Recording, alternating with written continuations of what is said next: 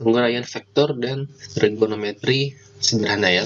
Kamu kan sudah tahu ya, yang namanya vektor itu bisa digambarkan dengan lambang garis ya. Nah, entah itu garis mendatar, ke atas, ke bawah, atau secara diagonal. Nah, umumnya kita akan lebih mudah menjumlahkan vektor itu kalau bentuknya mendatar ya, seperti ini, atau dia vertikal, ke bawah misalnya. Nah, kalau vektornya sudah diagonal seperti ini, nah, kita cenderung akan lebih susah mencari nilainya atau menjumlahkan. Kalau secara grafik kan atau mencari arahnya saja mungkin kita bisa gampang, tapi kalau mencari nilainya mungkin akan sedikit lebih susah. Nah, untuk itulah ada yang disebut sebagai penguraian vektor. Vektor yang diagonal ini kita uraikan dalam bentuk komponen mendatar dan komponen vertikal. Di SMP pasti kamu udah tahu kan, ada yang namanya diagram Cartesius.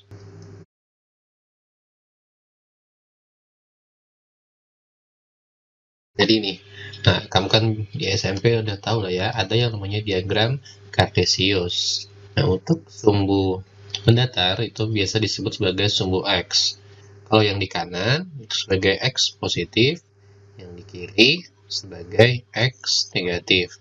Kalau yang vertikal ke atas sebagai sumbu Y positif, kalau yang ke bawah sebagai sumbu Y negatif. Kalau misalkan kamu diberikan vektor seperti ini, diagonal ya. Vektor diagonal misalnya vektor apa ya? Vektor A. Nah, vektor A ini kita akan cenderung lebih mudah menjumlahkan vektor itu dalam bentuk mendatar atau vertikal. Jadi yang diagonal ini kita buat menjadi mendatar dan vertikal. Gimana caranya? Kamu lihat ujung vektor ini kan ada di sini ya. Kemudian kamu tarik dari ujung vektor A ini ke bawah dulu, ke garis X ya. Jadi dari sini dan kita bikin garis putus-putus seperti ini. Oke, sampai di sini ya, sampai menyentuh sumbu X. Nah, kemudian kita tarik dari titik dia vektor itu bergerak sampai ke titik yang bersinggungan tadi di sini. Ini kan sudah sampai ya di sumbu X-nya, kemudian kita lanjutkan di sumbu Y dari ujung vektor A yang ini, kemudian kita tarik ke sumbu Y. Sudah ketemu, sudah sampai di sumbu Y. Sekarang kita buat dari bawah dulu, dari awal dia bergerak sampai ke atas. Nah, sudah ketemu ya. Nah, sekarang perhatikan yang di sumbu X.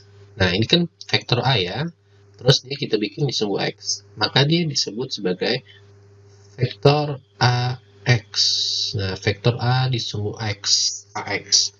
Otomatis yang Y dia disebut sebagai vektor AY.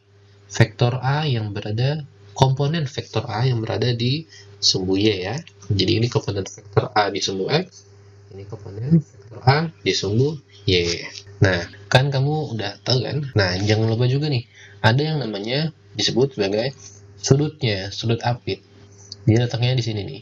Upsi. Nah, bisa di sini ya. Dari sumbu X ke vektornya bisa juga di sini nih.